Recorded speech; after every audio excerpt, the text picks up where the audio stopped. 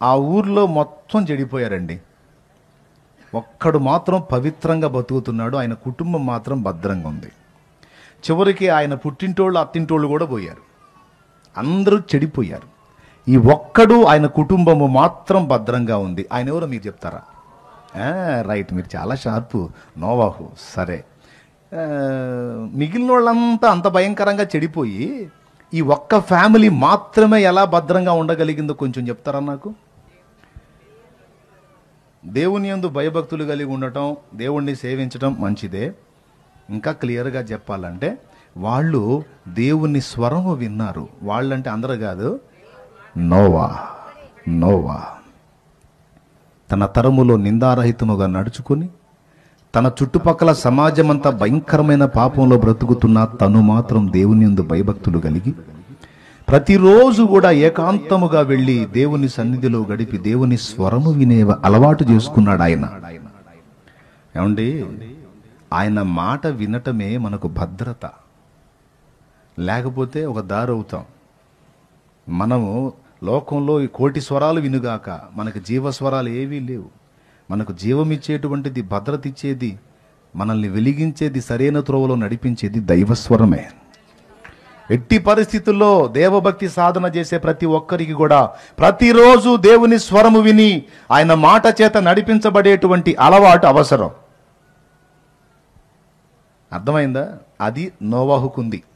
రోజు పొద్దున్నే వెళ్ళిపోయేవాడు, ఏకాంతంగా కూర్చునేవాడు, దేవునితో గడుపుకునేవాడు, వచ్చేవాడు.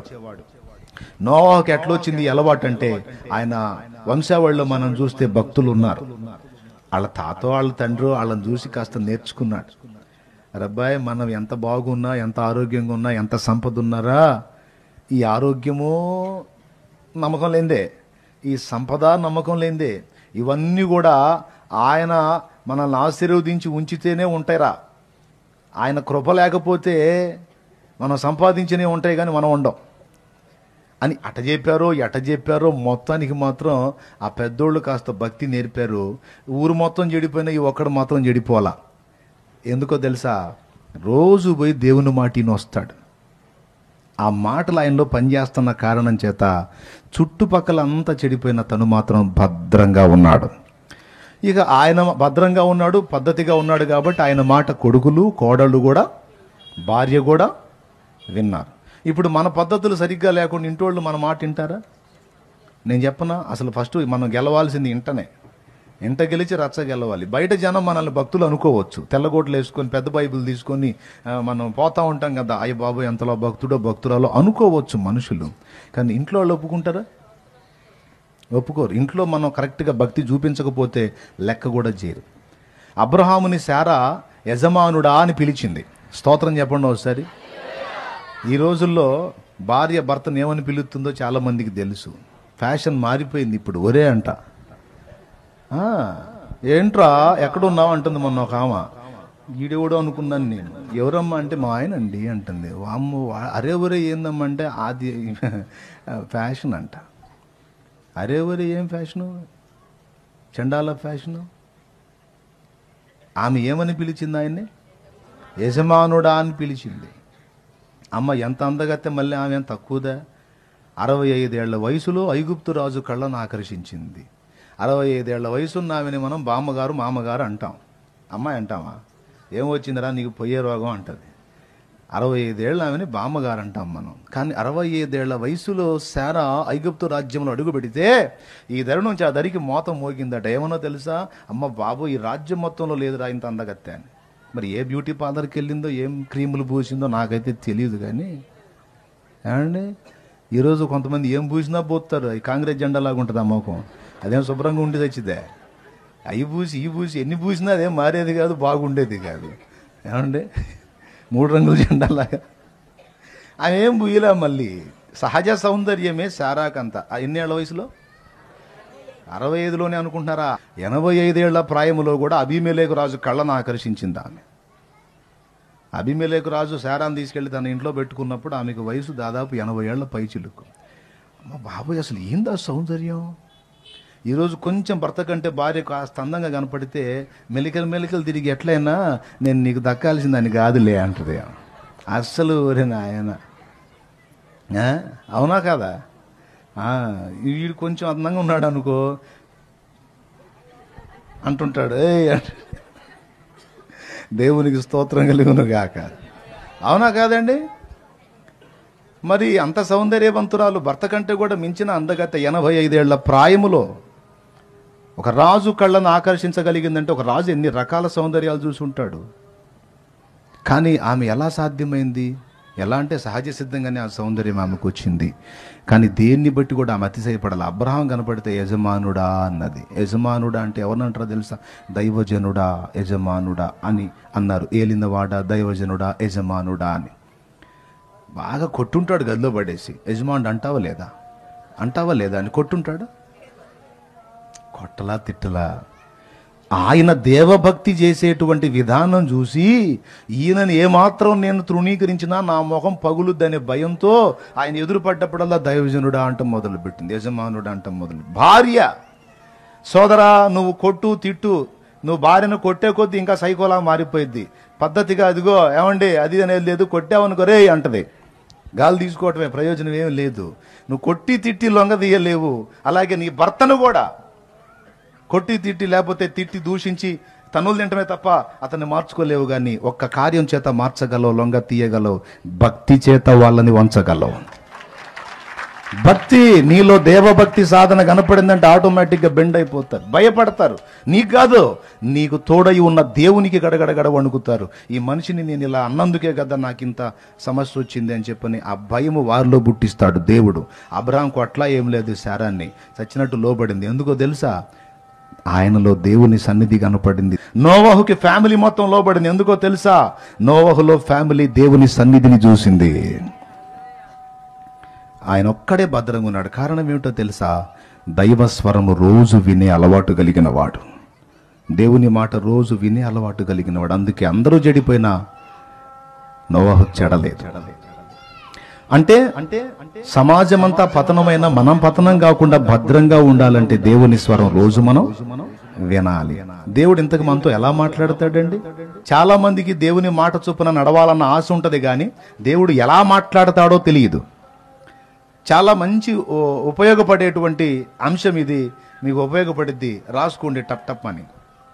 మొట్టమొదటిది, దేవుడు ఎలా మాట్లాడతాడు అంటే ఆయన సన్నిధిలోకి నీవు వచ్చి కూర్చున్నప్పుడు నువ్వు ఇంటికాడ ఏమేం పరిస్థితుల్లో వచ్చావో అక్కడ వాక్యం చెప్పే దైవజనుడికి తెలియదు వాస్తవంగా. కానీ నువ్వు వచ్చి కూర్చున్న తరువాత ఆయన వాక్యం మొదలుపెట్టి ఒక గంట, గంటంబావు, గంటన్నర ప్రసంగం చేసిన దానిలో ఖచ్చితంగా నిన్ను తాకేటువంటి మాటలు కొన్ని అందులో నుంచి నీకు దేవుడు రిలీజ్ చేస్తాడండి. దైవజనుని ఉపదేశము విడుదలైనప్పుడు ఆ ఉపదేశములో నుండి దేవుడు నీతో మాట్లాడతాడు. పాయింట్ నెంబర్ 1, ఉపదేశము వినుట ద్వారా దేవుడు మాట్లాడతాడని రాసుకో. చిలకలూరుపేట మందిరంలో పరిచర్యలో నేను వాక్యం చెప్తున్నాను. కూటం అయిపోయిన తర్వాత ఓ తమ్ముడు వచ్చాడు. వచ్చి, అన్నా నేను చేసిన పని నీకెట్ట తెలుసు అన్నాడు. ఏం పని తమ్ముడు అన్నాను. నేను ఒకటి చేశాలి అన్న ఇయ్యాల, నీకెట్ట తెలుసు, కరెక్ట్గా చెప్పేవి ఏంది అన్నాడు. నాకేం తెలిసినాయన్నా, నాకు తెలీదు, దేవుడికి తెలిసినాయన్నా నువ్వేం చేసావు అన్నాను. ఏం చేశాడు ఆయన? పెద్ద పాపం అంటే ఏం లేదు, బైబుల్ తీసుకొని చర్చికి వస్తుంటే అందరూ ఎగతాళి చేస్తున్నారంట వాళ్ళ అన్యులు. అందుకని ఆ వారం బైబిల్ దాచిపెట్టి ఒట్టి చేతులు ఊపుకుంటూ వచ్చాడు సన్నిధికి. సిగ్గుపడి ఒట్టి చేతులు ఊపుకుంటూ సన్నిధికి వచ్చాడు. నాకేం తెలుసు ఆయన బైబిల్ ఇంటికాడ పెట్టి వచ్చాడని. ఆయన ఆలోచించింది ఏంటంటే దగ్గర 20-25 మంది గుంపులో నన్ను గుర్తుపడతాడా అనుకుని వచ్చి ఏం ఎరగని పెద్ద మనిషిలా కూర్చున్నాడు. నేనేం చేశాను, ఆ రోజే కొంతమంది వస్తారు దేవుని సన్నిధికి, ఏమి సిగ్గు మరి, సిగ్గుమాలిన పనులు చేయటానికి సిగ్గులేదు ఏమండి. సిగ్గులేని జీవితాలు గలవారిని సేవించేవారు సైతం సిగ్గుపడకుండా పాపం వాళ్ళని సేవిస్తున్నారు. జీవము గల దేవుని సేవించేదానికి, ఆయనకు బహిరంగ సాక్ష్యం ఇచ్చేదానికి, నేను ఆయన బిడ్డని అని చెప్పని ఘంటాబద్ధంగా ఎలుగెత్తి చాటేదానికి సిగ్గుపడి కొంతమంది పరిశుద్ధ గ్రంథం కూడా చేత పట్టుకొని తీసుకొని రావడం ఇష్టపడక దాచిపెట్టుకొని వస్తారు అన్నాను నేను. ఎక్కడ కూర్చున్నాడో గుంపులో పట్మంది, ఈ నన్ను కనిపెట్టే చెప్పాడు అనుకున్నాడో ఏమో, వచ్చి అడుగుతున్నాడు. నాకేం తెలుసు అంతమందిలో. కానీ వచ్చింది అక్కడ దేవుని మాట. స్ట్రైట్గా టార్గెట్ చేయబడ్డాడు, సిగ్గుపడ్డాడు. తర్వాత గ్రంథాన్ని ధైర్యంగా తీసుకొని వచ్చాడు. ఏంటి నేను ఇంత పిచ్చి పని చేశాను, దేవుడు నాతో మాట్లాడాడు, ఇంకోసారి చేయకూడదని. ఎట్లా తెలుసు నాకు తెలీదు. అందరినీ చూసేవాడు ఒకడు ఉన్నాడు. ఇంతమంది కూర్చున్నా, ఇంకా అంతమంది కూర్చున్నా, 1,00,000 మంది కూర్చున్నా ఆయన గొప్పతనం ఏంటో తెలుసా? ఎవరికి ఇవ్వాల్సిన వాక్కు వాళ్ళకి ఇచ్చి పంపిస్తాడు ఆయన. అదే మరి దేవుని సన్నిధి అంటే. దేవునికి స్తోత్రం కలుగును గాక. దేవుడు మనతో మాట్లాడే పద్ధతుల్లో మొట్టమొదటిది గుర్తు రాసుకున్నారు కదా, దైవజనుడు వాక్యోపదేశము ద్వారా నీతో దేవుడు మాట్లాడతాడు. జాగ్రత్తగా కూర్చోవాలి, జాగ్రత్తగా వినాలి. రెండవది ఎలా మాట్లాడతాడో చెప్తున్నాను. దేవుని వాక్యాన్ని నువ్వు చదువుతున్నప్పుడు నీతో మాట్లాడతాడు. రోజు కొంత వాక్యం ధ్యానించుకోవాలి. దైవ గ్రంథంలో నుంచి నీతో మాట్లాడతాడు.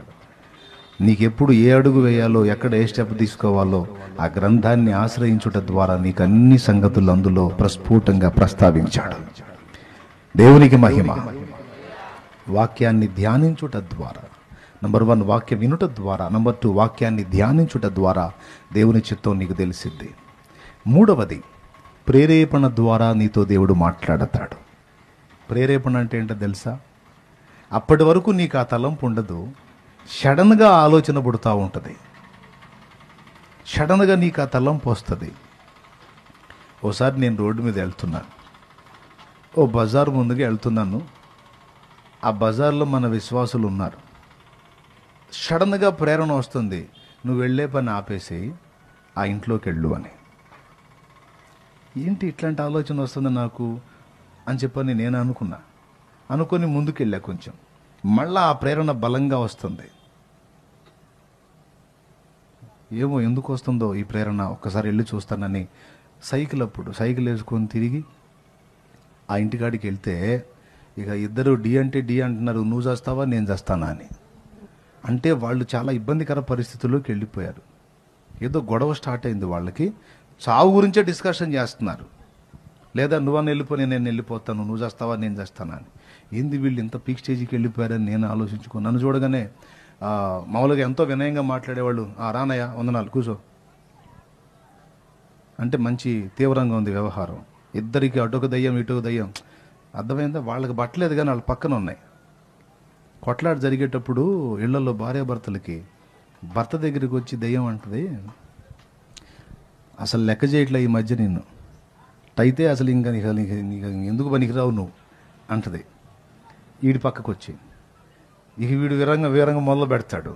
ఇక ఆమె పక్కకు వచ్చి ఎంతకాలం పడతావు నువ్వు ఈ దుర్మార్గుడితో, ఎంతకాలం పడతావు, ఇక లాభం లేదు, తిరగబడి ఇక చెయ్యి నువ్వు కూడా దాడికి ప్రతిదాడి చేయటమే అని చెప్పని ఇటు ఈ మనిషిని ప్రేరేపించింది. క్రైస్తవుల గృహాలలో పనిచేసాయండి అయ్యి, ప్రశాంతంగా ఉన్న ఇళ్లలో అల్లరి పుట్టించేది అయ్యే. కావాలంటే చూడండి, మనకు ఆశీర్వాదకరమైన రోజులు ఆదివారం శుక్రవారం మనం ప్రార్థనలకు వెళ్తాం కదా, ప్రార్థనకు పోబోయే ముందు అన్నా బీపీ పెరిగిద్ది, పోయి వచ్చినాకన్నా పెరిగిద్ది. కారణం దుష్టశక్తి ప్రభావం. ఆ రోజు దేవుని సన్నిధిలో మనకు ఆశీర్వాదం వచ్చే రోజు కదా, అందుకని అందరు టెంపర్లు పెంచి కూర్చుంటాయి అనమాట దెయ్యాలు. అట్ట పెరిగింది వాళ్ళకి. నేను పోయేసరికి సచ్చేటట్టున్నారు. కూల్ డౌన్ అని చెప్పని కాసేపు ప్రార్థన చేశా. దెయ్యాలు వెళ్ళిపోయి ఒక కూల్ డౌన్ అయిపోయారు అనమాట. చిన్నగా ప్రశాంతతకు వచ్చారు. వీళ్ళకి చెప్పాను. నేను 4ంటికి ఆ ఇంటికి పోతే బయటకు వచ్చేప్పటికి 7 అయింది.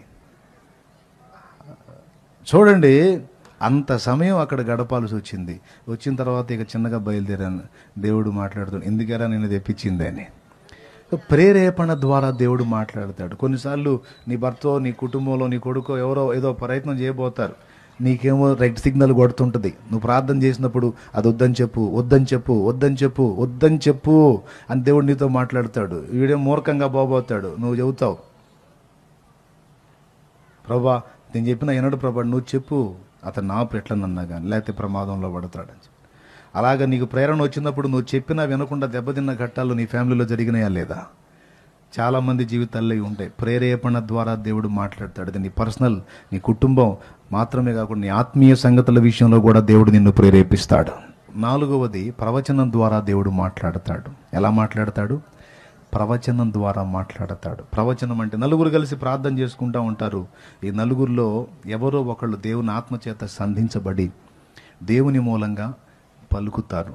ఈ ప్రవచనాత్మకమైనటువంటి విషయాన్ని బైబిల్ గ్రంథంలో అగబు అనే ప్రవక్త భూలోకమంతటా గొప్ప